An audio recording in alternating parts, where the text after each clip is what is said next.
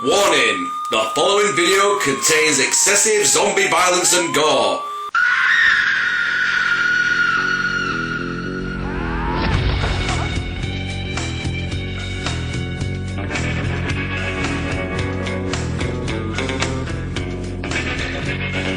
Get back here, you go!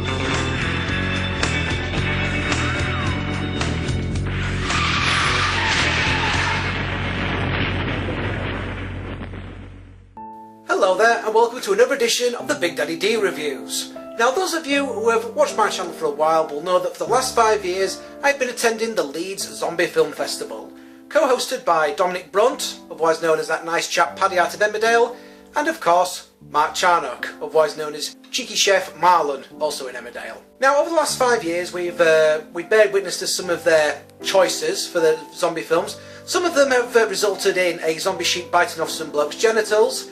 The other has resulted in seeing a sort of midget playing a child who has a somewhat unhealthy obsession with his mum. So it certainly will be interesting to see what zombie films would influence Dominic Brunt when he decided to make a zombie movie of his own. Here is a look at his feature-length movie debut, Before Dawn. So, the story. Well, you gorehounds out there will have to wait, as you don't even get a sniff of the undead for the first 30 minutes. However, this is intentional, as the tension and suspense is instead provided by Dominic Brunt and his real-life wife, Joanne Mitchell, who play a married couple, Alex and Meg. Their marriage is on the rocks. You get the impression that the marriage started off happily enough, but as the years have gone on, the couple have seemingly grown apart and have sought solace elsewhere. Meg has become very career-driven, as well as being a fitness fanatic, whilst Alex has sought his comfort in the bottom of a bottle. It's also hinted at, but never actually implied, that they may have been in some infidelity along the way. So the two of them leave the kids with Meg's mother and go off to an isolated cottage in the countryside in a sort of last-ditch attempt to make or break this marriage. There is a real sense that Alex and Meg were close once, and they seriously believe they can be close again.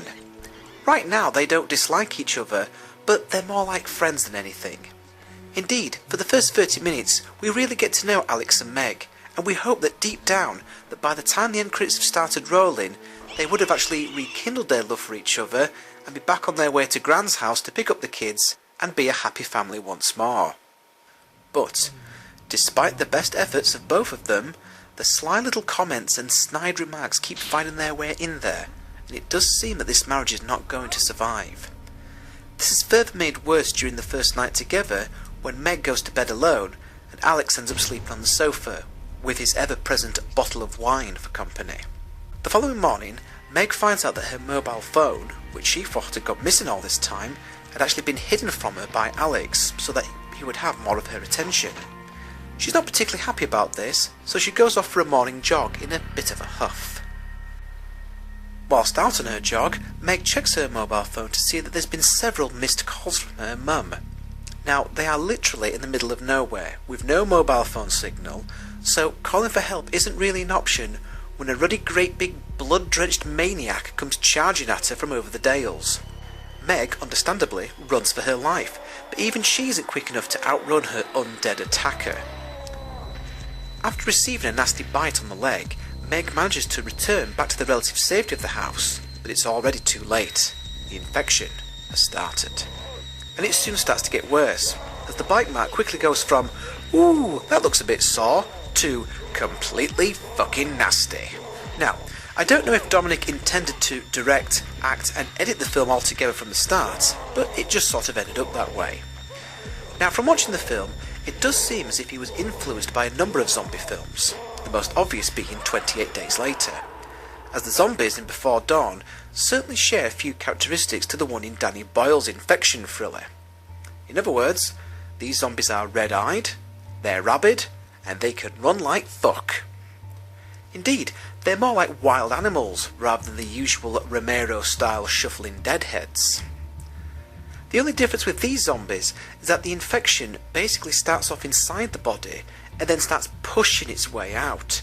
This results in bucket loads of claret literally oozing out of the zombies' bodies. In fact, there is so much gore coming out of the infected, It's actually mentioned during the making of documentary that these aren't zombies, they're dombies, named in honour of Dominic Brunt there. What's worth pointing out is that this film is set in England, it's set in the Yorkshire Dales. As you can imagine, it's not like an American zombie movie where the hero can just pull out a gun and blow the head off a zombie. This is demonstrated a number of times where Alex finds himself desperately looking for makeshift weapons in the garage or in the kitchen. And let's not beat about the bush here. Alex is no hero. The man is a coward, and a selfish one at that. He has no history of being involved in anything violent his entire life. He's certainly not up for having a scrap with these charging deadheads. Any fights he has with a zombie are desperate and frantic. Another thing to mention about the zombies is that they remain virtually comatose if no one is around.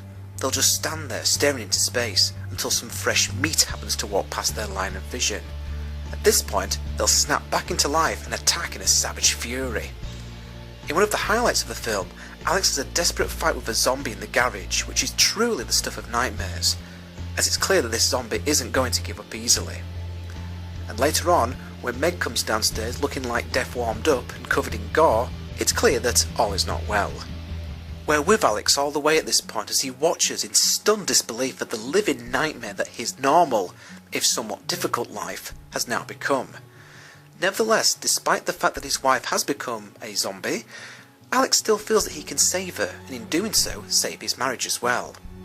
However, when another character, Stephen, turns up to the house, he tells Alex that there are more of these zombies running around in the outside world. But Stephen makes the mistake of mentioning that the zombies seem to calm down whilst they're eating warm human flesh, like a pack of wolves eating a freshly caught kill and ignoring any other potential prey that comes past them. At this moment, Alex is only really hearing what he wants to hear, and believing that giving Meg something, or someone, to eat will snap her back to normal, he stabs Stephen in the back with a kitchen knife and sends him down the cellar where he'd previously chucked his bloodthirsty wife into. Dinner time, Meg. Unfortunately, this does not cure Meg, and despite his best intentions, despite his best efforts, Alex is unable to save his wife, he is unable to save his marriage, and ultimately, he is unable to save himself. It's certainly a downbeat zombie movie. It does end on a very bleak, tragic note. You get the impression that if this film had been made in America, that the hero would have triumphed, he would have redeemed himself at the end, he may very well have saved his marriage, he may even have saved his wife, even if he does ultimately lose her in the end. But here, the ending is as bleak and as dark as any I've seen in a zombie movie in quite a long time. And the final scene that takes place as the end credits are rolling is likely to haunt you for weeks. I'll be honest here, folks, this is the first time I've watched a zombie movie and felt myself getting choked up with tears welling up in my eyes. The scene in the cellar where Alex is showing Meg a video of their children playing on her mobile phone is powerful stuff. It's a movie that will break your heart and eat your guts. Dominic Brunt is clearly someone who knows and loves the horror genre, and this has obviously been a labour of love for him, as the movie has been directed with bags of passion and enthusiasm. As a result of this, the director's commentary is one of the few out there that is well worth a listen to on the DVD extras. And the making of documentary is a damn good watch as well, and I'm not just saying that because I actually make an appearance in it.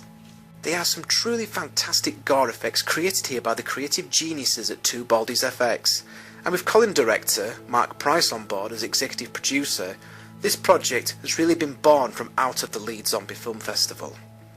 Also, the camera work is brilliant, whether we're getting long beautiful shots of the British countryside, or we're getting a tense, claustrophobic fight inside a garage. An excellent job has been done all round. And finally, the music score is suitably haunting and helps to provide the tension throughout the movie. I'm just glad the zombies didn't make the same squealing pig noise as what they did in the trailer. That might have gotten a bit silly after a while, to be honest. The Big Daddy D gives Before Dawn a resounding thumbs up.